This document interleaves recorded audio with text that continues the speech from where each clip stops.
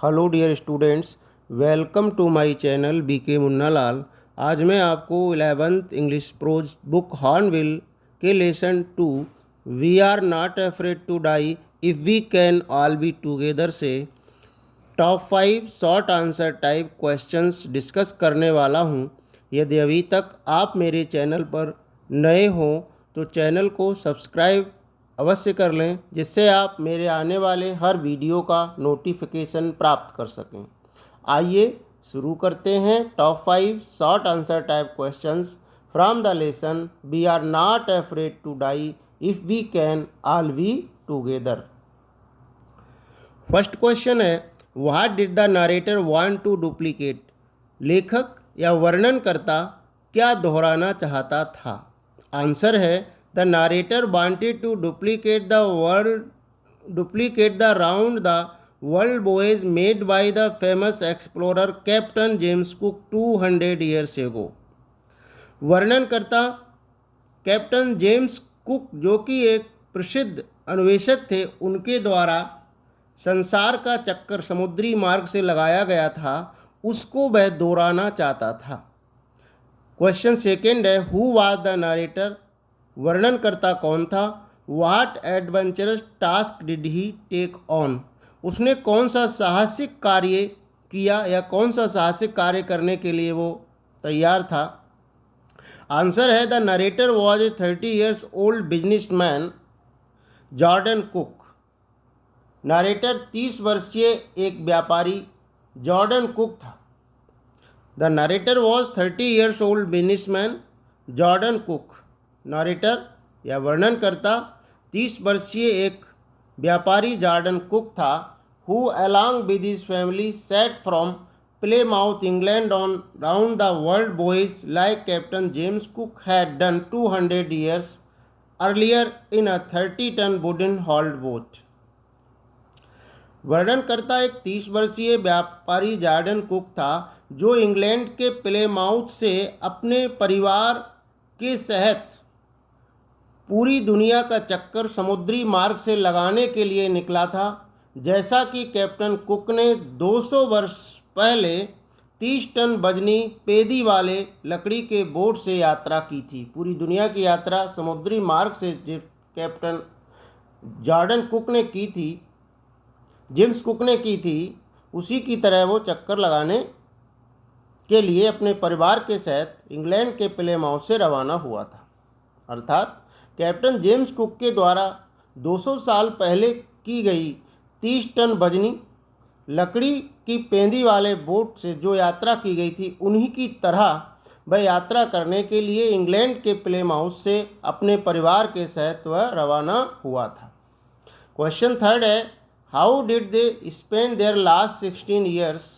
पिछले 16 वर्ष उन्होंने किस प्रकार बिताए? और करके क्वेश्चन है, how did they prepare for this onerous task? Onerous कहते हैं दुष्कर। इस दुष्कर कार्य के लिए वो किस प्रकार तैयार हुए थे? आंसर है, for 16 years they spent all their leisure time improving their seafaring skills in British waters. 16 सालों से वह अपने फुर्सत के समय को अपनी समुद्री यात्रा संबंधी कौशल को सुधारने में ब्रिटिश के महासागरों में लगे हुए थे। उन्होंने पिछले 16 साल ब्रिटिश के समुद्रों में अपनी समुद्री यात्रा संबंधी जानकारी को सुधारने के लिए अपनी फुर्सत का समय बिताया था। यानी उस तैयारी के लिए उन्होंने पूरे 16 साल लगाए थे। They bought a boat Wavewalker a 23 metre 30 ton wooden hulled boat. उन्होंने इसके लिए एक बेब बाकर नाम का बोट खरीदा, जो कि 23 मीटर लंबा और 30 टन वजन था, पेंदी वाला बोट था ये। That had been professionally built, जिसे पेशेवर रूप से बनाया गया था। They spent months fitting it out and testing it in the roughest weather they could find. They spent months fitting it out and testing it in the roughest weather they could find. उन्होंने खराब से खराब मौसम में इसका परीक्षण करने और इसको फिट करने और परीक्षण करने के लिए महीनों बिताए थे, तब वह बोट जा कर के उनकी यात्रा के लिए तैयार हुआ था। क्वेश्चन 4 है, whom did they take with them and why? वे अपने साथ किसको ले गए और क्यों?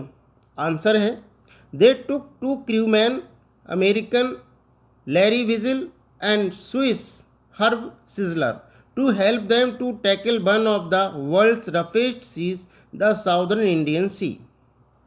वे अपने साथ दक्षिण भारतीय महासागर में अपनी सहायता के लिए, समस्याओं से निपटने के लिए 2 नाविक, जिनमें एक हैरी विजिल अमेरिका का था और एक स्विस हर्ब सिजलर, इन 2 नाविकों को अपने साथ अपनी सहायता के लिए ले गए थे दक्षिण भारतीय महासागरों में खराब से खराब समस्याओं में और मौसम में निपटने के लिए।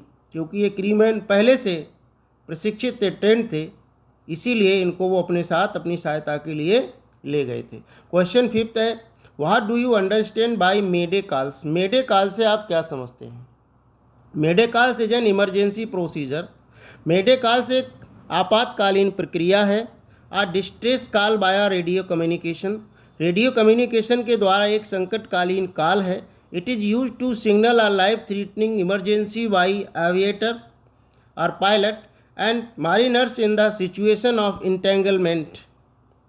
नाजुक हालात में विमान चालकों के द्वारा जीवन को खतरे की स्थिति में होने पर दिए जाने वाला ये संकेत है। इसे विमान चालक यूज़ करते हैं, चाहे वो समुद्री विमान चालक हों या वायुयान के चालक हों, वह इस प्रकार के सिग्नल्स का प्रयोग करते हैं।